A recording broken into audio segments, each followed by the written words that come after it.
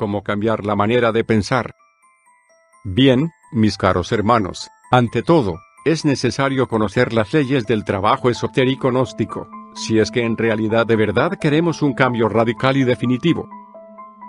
En nombre de la verdad, diremos que si por alguna parte hemos de empezar a trabajar sobre sí mismos, tiene que ser en relación con la mente y el sentimiento. Sería absurdo empezar a trabajar con el centro motor, por ejemplo, que como ustedes ya saben, se relaciona con los hábitos, costumbres y acciones de tal órgano o de tal centro. Obviamente, esto sería como empezar con un fakirismo absurdo. A propósito de fakires, en la India hay fakires que, por ejemplo, levantan un brazo en alto y lo sostienen por tiempo indefinido, hasta que llega a quedar rígido. Hay otros que permanecen firmes en un lugar, durante 20 o 30 años, hasta convertirse en verdaderas estatuas. Mas después de todo, ¿qué es lo que ganan esos fakires? Desarrollar un poco la fuerza de la voluntad, y eso es todo. No podemos pensar que ellos vayan a crear el cuerpo de la voluntad consciente, es claro que no, no se puede crear un cuerpo fuera de la novena esfera. Si fuera posible crear algún cuerpo fuera de la novena esfera, nosotros hubiéramos nacido, pues, del aire, o de las aguas de algún lago, o de entre una roca, no seríamos hijos de un hombre y de una mujer, pero somos hijos, en verdad, de un hombre y de una mujer. Entonces, la creación siempre se realiza en la novena esfera, eso es obvio. Así pues, ningún fakir podría crear el cuerpo de la voluntad consciente, lejos de la novena esfera. Nada ganan, pues, los que se dedican al fakirismo, excepto desarrollar un poco la fuerza de la voluntad, y eso es todo. Empezar, pues, con el centro motor, sería absurdo. Aún más, empezar a trabajar con el centro sexual, sin tener una información correcta del cuerpo de doctrina gnóstica, pues es absurdo, porque el que empieza en esas condiciones, no sabe lo que está haciendo, no tiene conciencia clara del trabajo en la forja de los cíclopes, y puede caer, es obvio, en gravísimos errores. Recordemos que el primer centro es el intelectual, segundo el emocional, tercero el motor, cuarto el instintivo, y quinto el sexual. Existe también el sexto, que es la emoción superior, y el séptimo, que es el mental superior. Pero si empezáramos, en realidad de verdad, con los centros inferiores de la máquina orgánica, caeríamos en el error. Antes que todo, en estos estudios, debemos empezar por los centros intelectual y emocional, necesitamos, en verdad, cambiar nuestra forma de pensar, de lo contrario, marcharemos por el camino del error. ¿De qué serviría, por ejemplo, que ustedes asistieran a estas cátedras y no cambiaran la forma de pensar? Aquí se les dan muchos ejercicios esotéricos, se les orienta doctrinariamente, pero si ustedes no cambian la forma de pensar, ¿de qué les sirve todo lo que aquí se les dé? Se les dice que hay que disolver el ego, se les dice que hay que sacrificarse por la humanidad, se les dice que hay que crear los cuerpos existenciales superiores del ser, etc., pero si ustedes continúan pensando como antes, con los mismos hábitos mentales de otros tiempos, ¿de qué sirve todo lo que están escuchando aquí? Se les dice que hay que desintegrar el ego, pero ustedes continúan con sus mismos hábitos mentales, con sus formas y sistemas caducos de pensar, entonces, ¿de qué les sirve la información que se les está dando? En las Sagradas Escrituras se habla muy claramente, y precisamente, muy cerca de Juan el Bautista, sobre aquello del vino viejo y el vino nuevo. Que nadie echaría, por ejemplo, dice el Cristo, vino nuevo en odre viejo, porque los odres viejos se romperían. Así pues que, para el vino nuevo, se necesitan odres nuevos. También dice, el gran Kabir Jesús, que a nadie se le ocurriría remendar, o poner remiendos a ropa vieja, con pedazos de ropa nueva. Verbigracia, o por ejemplo, romper un traje nuevo, para remendar un traje viejo. Eso sería absurdo, ¿verdad? Así, también, esta nueva enseñanza es como el vino nuevo, necesita odre nuevo. ¿Cuál es ese odre? Pues la mente. Si no abandonamos las formas caducas de pensar, si seguimos pensando con los hábitos que antes teníamos, sencillamente estamos perdiendo el tiempo. Hay necesidad de cambiar la forma de pensar, para el vino nuevo, odre nuevo se necesita. Así pues, necesitamos cambiar completamente nuestra forma de pensar, a fin de recibir esta enseñanza. Ese es el punto grave de la cuestión, porque si recibimos esta enseñanza y la añadimos a la forma de pensar que teníamos antes, a nuestros viejos hábitos mentales, pues nada estamos haciendo, nos estamos engañando a sí mismos. Querer enganchar el carro de la enseñanza gnóstica, a nuestro viejo carro, todo dañado por el tiempo y lleno de basuras e inmundicias, es engañarnos a sí mismos. Se trata, antes que todo, de preparar el recipiente, para recibir el vino de la enseñanza gnóstica. Ese recipiente es la mente. Solo así, con un recipiente nuevo, transformado, con un recipiente verdaderamente magnífico, se puede recibir ese vino de la enseñanza gnóstica. Y esto es lo que yo quiero que los hermanos vayan comprendiendo. Necesitamos que las emociones negativas sean eliminadas de nosotros, porque esas emociones negativas, pues, no permiten un cambio de fondo. Es imposible transformarnos si aún poseemos, dentro de nosotros, emociones negativas. Nosotros tenemos que erradicar de nuestro corazón las emociones de tipo negativo, que son verdaderamente perjudiciales en todo sentido. Una persona que se deja llevar por emociones negativas, se vuelve mentirosa en un 100%. Ya les había contado a ustedes, en mis pasadas cátedras, el caso de un señor XX que actualmente se encuentra, podríamos decir, al borde de la muerte. Este buen hombre vino a tener, pues, una embolia cerebral. ¿Motivo? Muy claro, lo repito, alguien le mal informó que su hermana había sido víctima de un fraude. Tal informe fue después examinado, y resultó falso.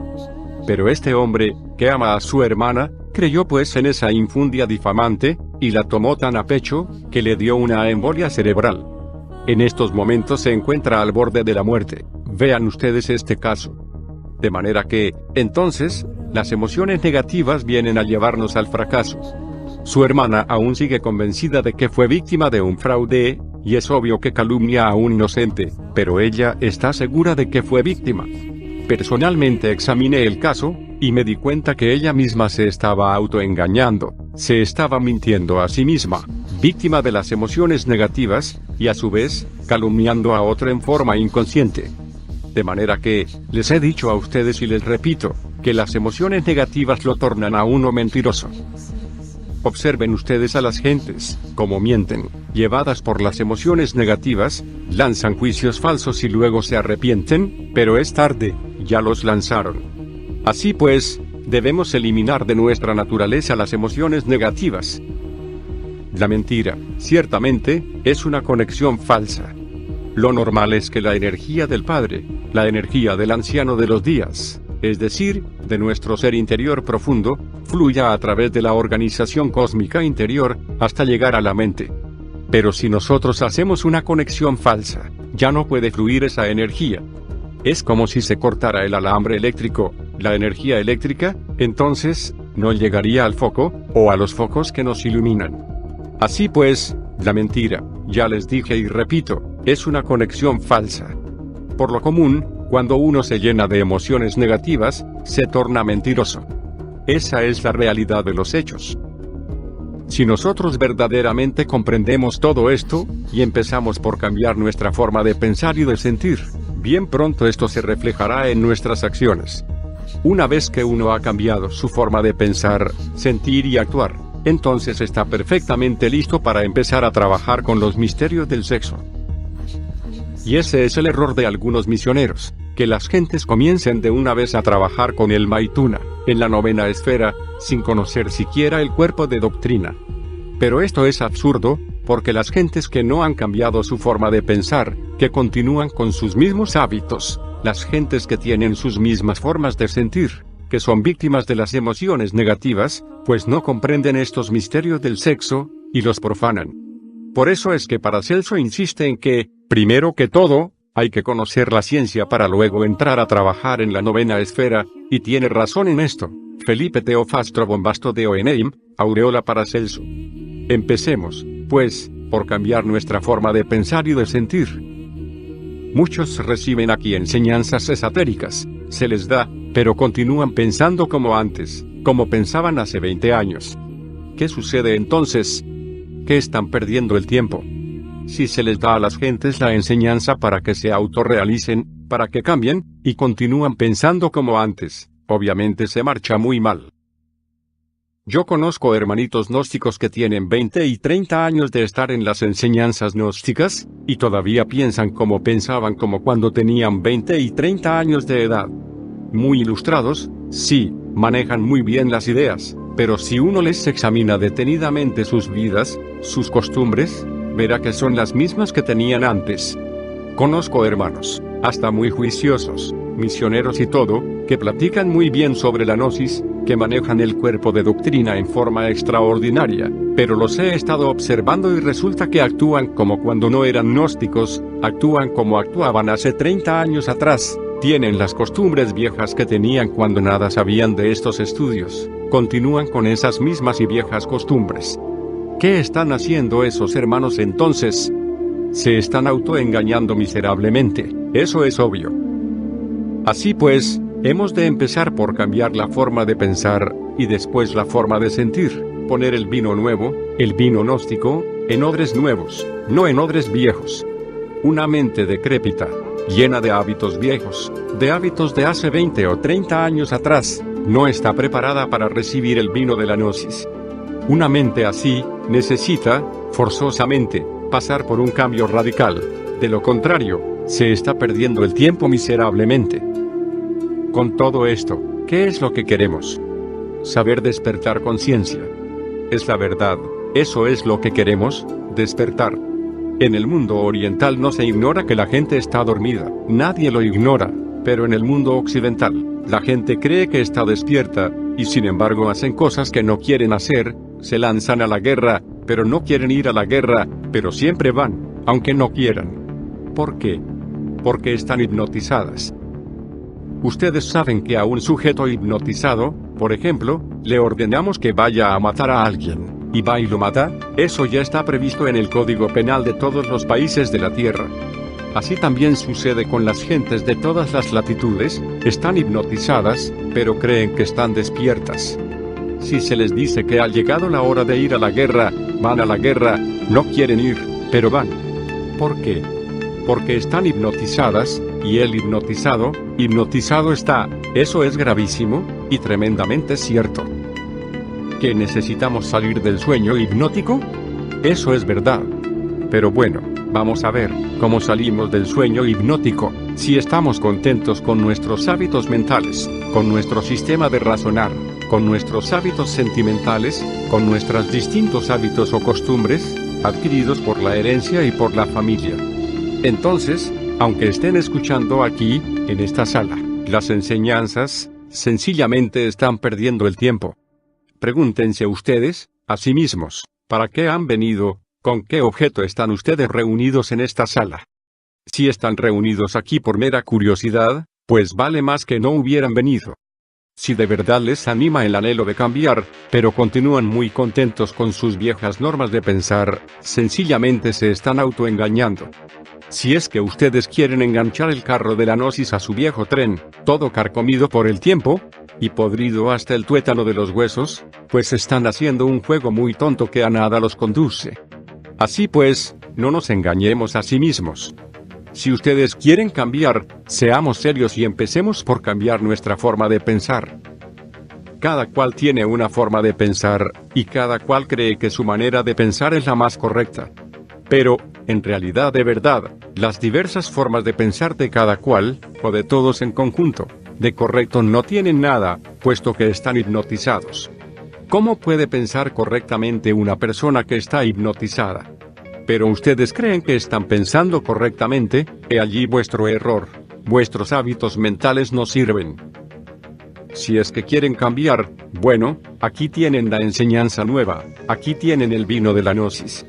Pero, por favor, traigan odres nuevos para ese vino, no odres viejos, porque el vino nuevo rompe los odres viejos. Me interesa darle las enseñanzas a los hermanos, pero darlas seriamente. Por eso los invito a cambiar vuestra forma de pensar. ¿Han reflexionado acaso, ustedes, en lo que es la conciencia? ¿Con qué podría comparar a la conciencia? Pues a un foco de luz, que lo dirijo hacia una parte o hacia otra, eso es obvio. La conciencia, debemos aprender a colocarla donde debe ser colocada. Donde esté nuestra conciencia, allí estaremos nosotros. Ustedes, que me escuchan en estos momentos, ¿están seguros de que la conciencia de cada uno está aquí? Si está aquí, me place. Pero, ¿estamos seguros de que está aquí? Puede ser que esté, en este momento, en la casa, puede ser que esté en la cantina, puede ser que esté en el supermercado. Que tan solo aquí estemos viendo la personalidad, la fachada de tal o cual hermano. Así pues, ¿dónde está la conciencia? Allí estamos nosotros. La conciencia es algo que hay que aprender a colocar, inteligentemente, donde debe ser colocada. Si colocamos nuestra conciencia en una cantina, se procesará en virtud de la cantina, y si la colocamos nosotros en una casa de citas, se procesará allí, y si la colocamos nosotros en un mercado, tendremos un buen mercader o un mal mercader. Donde quiera esté la conciencia, allí estaremos nosotros. La conciencia está, desgraciadamente, embotellada, y un yo de lujuria podría llevar nuestra conciencia, pues, a una casa de citas, un yo de borrachera la podría cargar por una cantina, un yo codicioso se la llevará por allá, para un mercado, un yo asesino se la llevará por allá, a la casa de algún enemigo, etc. ¿A ustedes les parece correcto, acaso, no saber manejar la conciencia? Tengo entendido que es absurdo llevarla por lugares donde no debe estar, eso es obvio. Desgraciadamente, repito, nuestra conciencia está enfrascada, sí, embotellada, entre distintos elementos inhumanos que en nuestro interior cargamos. Necesitamos quebrantar esos elementos, dentro de los cuales se halla embotellada la conciencia. Pero digo, ¿haríamos eso sin cambiar nuestra forma de pensar, estando contentísimos con nuestros viejos hábitos, caducos y extemporáneos, que cargamos en la mente? ¿Nos preocuparíamos, acaso, por despertar la conciencia?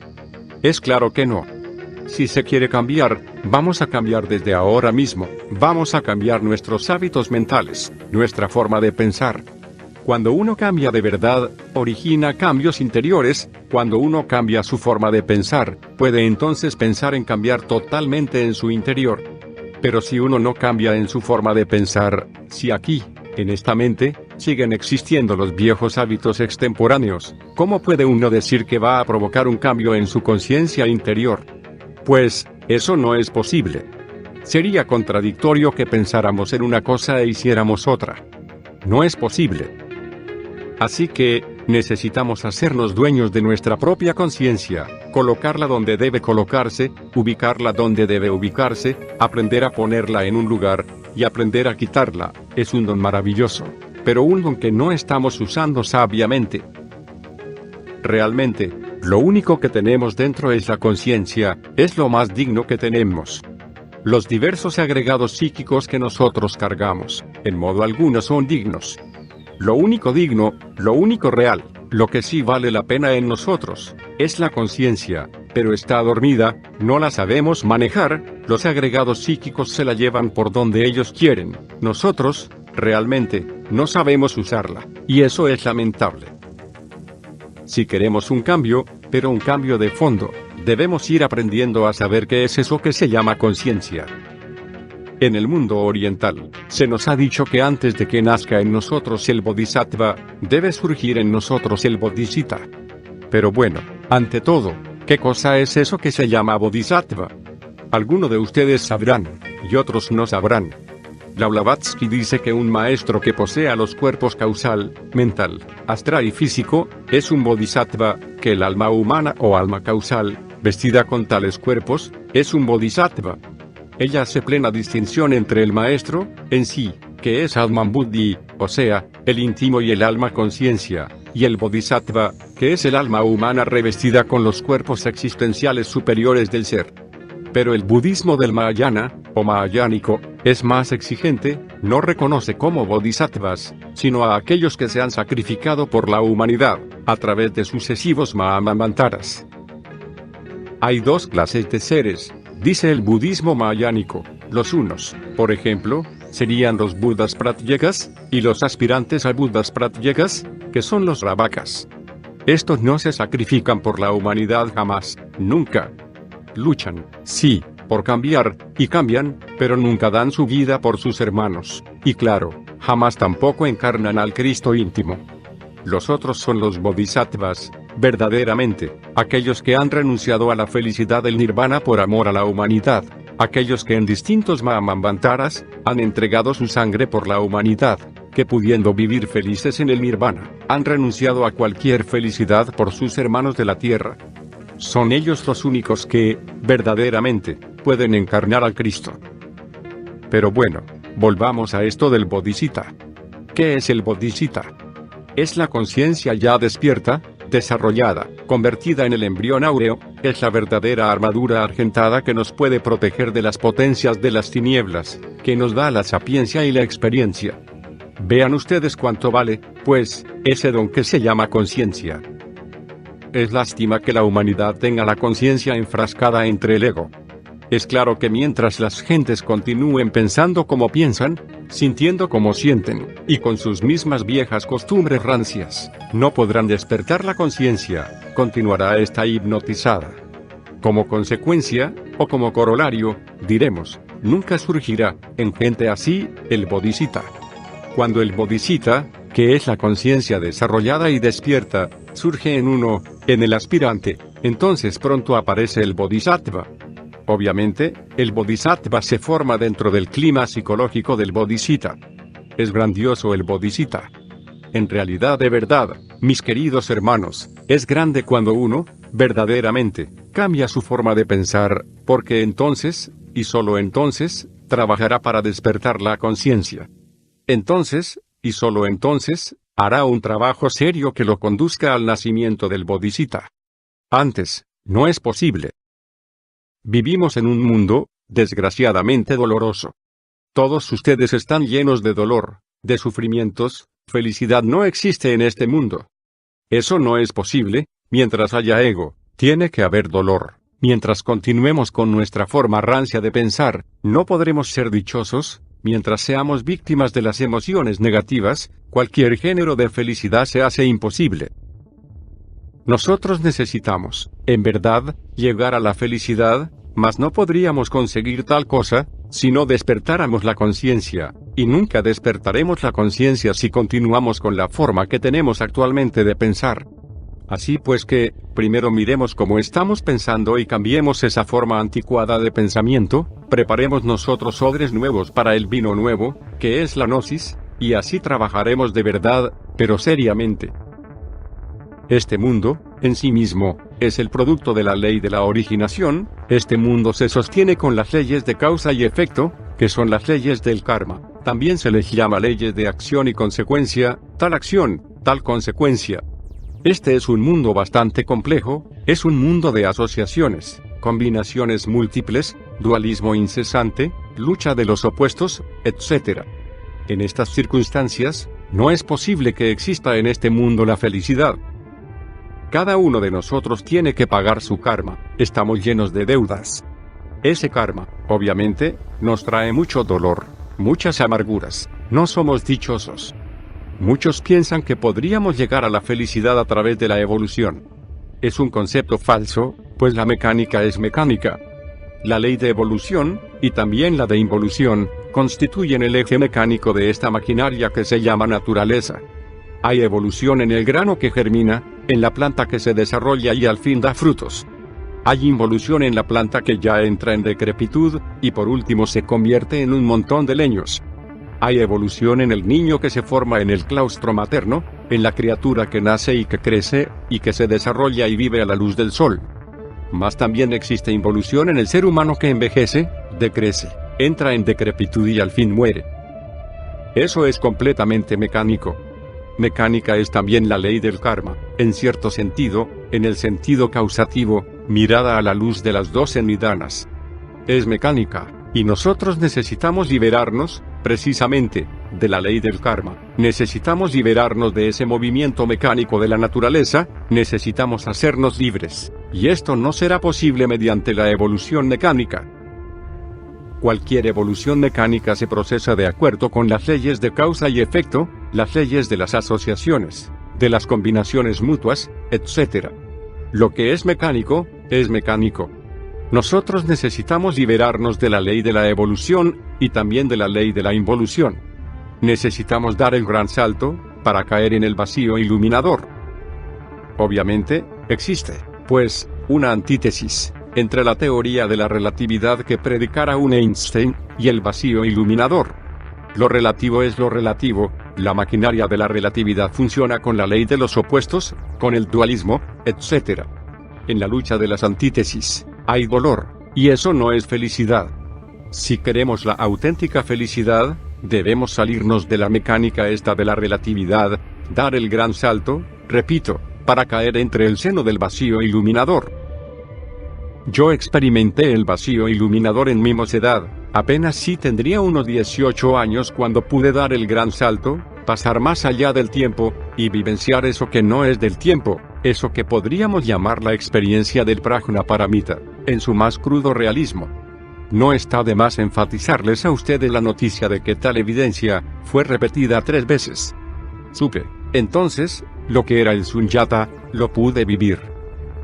En el vacío iluminador no existe el dualismo conceptual, de ninguna especie. La maquinaria de la relatividad no funciona en el vacío iluminador. La ley de las mutuas combinaciones y asociaciones mecánicas no es posible en el vacío iluminador. Toda la teoría de la relatividad de un Einstein queda destruida en el vacío iluminador. Indubitablemente, la experiencia del vacío iluminador solo es posible en estado de samadhi, o como se dijera también, en estado de Prajnaparamita. En el vacío iluminador no existen formas de ninguna especie. Podría decirse que allí pasa uno más allá del universo y de los dioses. En el vacío iluminador puede darse una respuesta correcta a aquello de que si todos se reducen a la unidad, ¿a qué se reduce la unidad?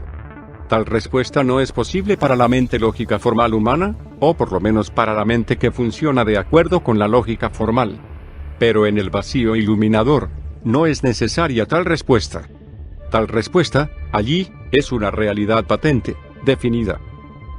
Entonces, el que entra en este estado de Mahasamadhi, dijéramos, vive en todas las cosas, pero desprovisto de formas, y esto de por sí ya es grandioso, sublime e inefable. Sumergirse definitivamente en el sunyata, es decir, en el vacío iluminador definitivo, solo es posible mediante el gran salto, y a condición definitiva de haber pasado por la aniquilación budista total. De lo contrario, no sería posible. En aquella época, aún no había pasado yo por la aniquilación budista, y obviamente, a medida que me acercaba a la gran realidad, la conciencia se expandía en forma desmesurada. Es obvio que en esta situación, no habiendo pasado por la aniquilación budista, sentí indecible terror, motivo por el cual regresé al universo de la relatividad de Einstein. Repito, 3 veces experimenté con el vacío iluminador, y supe, en el sunyata, por experiencia trascendental, vívida, que hay algo más allá del vacío iluminador. Que eso que se llama talidad, la gran realidad. Lo supe con una intuición de tipo trascendental, porque en el terreno de la intuición, dentro del mundo de la intuicionalidad, hay distintos grados de intuición, e incuestionablemente, el grado más elevado de intuición, es el de las mentes filosófico-religiosas, o filosófico-místicas. Ese tipo de intuición, corresponde al Prajnaparamita. Esta facultad, pues, me permitió saber que más allá del mundo del vacío iluminador, está la gran realidad. Bien, quiero afirmarles a ustedes, en forma enfática, que este camino de la gnosis conduce a la gran realidad. La gran realidad o talidad, o sunyata, o el Prajnaparamita, está más allá del universo de la relatividad, es decir, más allá de la mecánica esta de la relatividad, mucho más allá del vacío iluminador. Es decir, la talidad trasciende a estos dos opuestos, que yo llamaría mecánica de la relatividad, y vacío iluminador. Estoy hablándoles a ustedes, no en forma meramente teórica. En pasados Mahammanvantaras experimenté la talidad, y como quiera que la conozco, tengo que dar de ello vivo testimonio. Lo importante, para nosotros, es pasar por una suprema aniquilación, a fin de que la conciencia, convertida en bodhisattva, y totalmente despierta, pueda dar el gran salto para caer entre el vacío iluminador, y si damos un paso más, llegaremos a la talidad. Pero como les digo, debemos empezar por cambiar nuestra forma de pensar, para trabajar correctamente sobre sí mismos, desintegrando, realmente, los elementos psíquicos e indeseables que llevamos dentro. ¿Cómo podríamos conseguir nosotros el despertar de la conciencia, el desarrollo del bodhisattva, si antes no cambiáramos nuestra forma de pensar? Es necesario también saber meditar, comprender lo que es la técnica de la meditación. El objeto de la meditación es muy simple. ¿Qué es lo que queremos nosotros, a través de la meditación? Tranquilizarnos, tranquilidad. Parecería muy superfluo lo que estamos diciendo. Ustedes podrían objetarme diciendo que podríamos tranquilizarnos con una botella de vino, ¿no? Podrían objetarme, también, diciendo que podríamos tranquilizarnos oyendo una sinfonía de Beethoven, así podrían ustedes decirme. Pero, en realidad de verdad, conseguir la tranquilidad es de lo más difícil que ustedes imaginarse puedan. Nadie podría tener tranquilidad mental, tener su mente en santa paz, si no ha eliminado de su centro intelectual todo el pensar caduco y extemporáneo que carga. Nadie podría tener paz en su corazón, si no hubiese eliminado de sí mismo, previamente, las emociones negativas y perjudiciales. Así que, cuando un gnóstico, un agnóstico, se sumerge en meditación, busca tranquilidad. En esos instantes, se propone trabajar sobre algún elemento inhumano que haya descubierto en sí mismo, mediante la autoobservación. Posiblemente descubrió la ira. Bueno, se dedicará entonces a comprender al agregado psíquico de la ira, hasta volverlo polvo con la ayuda de su divina madre Kundalini, que deberá invocar para que le auxilie. O tal vez descubrió que tiene el agregado psíquico del odio. Entonces se propondrá desintegrar tal agregado, para que surja en su reemplazo el amor. A medida que uno vaya desintegrando todos esos agregados psíquicos inhumanos que cargamos en nuestro interior, la conciencia irá despertando. Mucho se habla en la gnosis sobre el sexo, pero debemos primero cambiar nuestra forma de pensar, para que tengamos una rica información, para que nos hagamos más conscientes de la enseñanza. Solo así trabajaremos con éxito en la fragua encendida de Vulcano. No queremos en modo alguno, esta noche, eludir los misterios sexuales. Es bueno que ustedes entiendan que el camino que conduce a la talidad es, y subrayo esto completamente, absolutamente sexual, y esto hay que entenderlo. Incuestionablemente, un soltero o una soltera pueden disolver, a base de mucha comprensión, un 50% de agregados psíquicos, siempre y cuando se apele a la divina madre Kundalini, durante la meditación. Pero hay elementos psíquicos muy pesados que corresponden al mundo de las 96 leyes. Estos no se desintegran sino, exclusivamente, con el molinillo eléctrico de los físicos, con la suástica en movimiento, que genera determinado tipo de electricidad sexual trascendente. Obviamente, pues, la mujer serpiente, o sea, la princesa Kundalini, la divina madre cósmica, es reforzada mediante ese tipo de electricidad. Entonces puede ella con su poder eléctrico desintegrar atómicamente los elementos psíquicos más pesados, dentro de los cuales está embotellada la conciencia. Así, poco a poco, llega el instante en que la conciencia queda completamente liberada y despierta, lista para dar el gran salto y caer en el vacío iluminador, que es la antesala de la gran realidad. En este mundo se nos ha criticado demasiado porque ponemos énfasis en el sexo. Muchos suponen que hay muchos caminos que pueden conducir a la gran realidad. Obviamente que, cada cual es muy libre de pensar como quiera, pero en nombre de la verdad, por experiencia mística directa, acumulada en el fondo de mi conciencia a través de sucesivos Mahammantaras, puedo decirles que el camino que conduce a la gran realidad, a la talidad, más allá del vacío iluminador y de la mecánica de la relatividad, es absolutamente sexual, en un 100%. Quienes disientan en esta cuestión, revelan con este proceder psicológico, desconocimiento de la cruda realidad. Es obvio que quien ha tenido verdadera experiencia en estas cuestiones, a través de sucesivos Mahammantaras, sabe muy bien que así es, y que no es posible escaparse definitivamente de esta mecánica de la relatividad, por otra puerta o por otro camino que no sea el directo, el que lleva a la gran realidad. Sunyata es un término budista, muy interesante, que nos indica perfectamente, la experiencia mística, vívida, del que no solo ha experimentado el vacío iluminador, sino que ha llegado más allá, mucho más allá, a la talidad, a la gran realidad. Dentro del terreno exclusivamente esotérico místico, o budista crístico, Disiento con muchos budistas ortodoxos, repito, dentro del terreno estrictamente místico budista, que ponen el vacío iluminador como lo máximo. Nosotros vamos más lejos, queremos la gran realidad, la experiencia vívida del sunyata, la experiencia vívida del prajnaparamita. En nuestro interior tenemos la conciencia, precisamente el don más precioso, pero lamentablemente enfrascada en el ego. Si conseguimos liberarla, entonces estaremos listos para dar el gran salto, el salto supremo. Una conciencia liberada es una conciencia que puede sumergirse en la gran realidad de la vida, libre en su movimiento.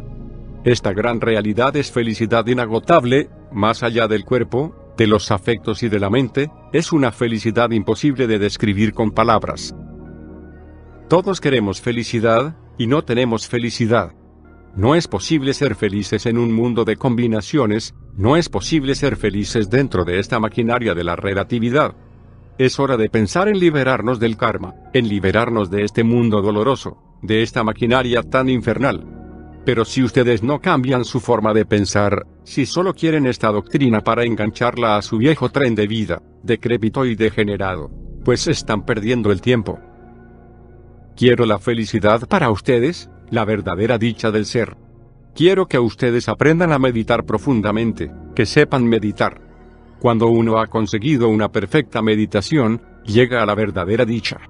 Si yo no hubiera tenido en mi vida la experiencia del vacío iluminador, allá en mi mocedad, no estaría hablándoles ahora en la forma en que les estoy hablando. Esa experiencia vívida jamás se borró de mi conciencia ni de mi corazón. Es posible que en una práctica de meditación profunda, la conciencia de alguien se escape del ego, y experimente la dicha del vacío iluminador. Es obvio que si ese alguien lo consigue, trabajará con gusto sobre sí mismo, trabajará con ardor, pues habrá experimentado ciertamente, en ausencia del ego, eso que es la verdad, eso que no es del tiempo, eso que está más allá del cuerpo, de los afectos y de la mente. Aquí, en esta cátedra, les he enseñado una forma sencilla de meditación, porque hay un tipo de meditación que está dirigido a la autoexploración del ego, con el propósito de desintegrarlo, de volverlo cenizas, pero también hay otro tipo de meditación, que tiene por objeto llegar, un día, a la experiencia de lo real.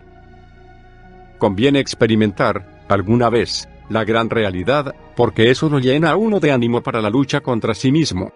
Esa es la ventaja del sunyata, esa es la ventaja más grande, en relación con la experiencia de lo real.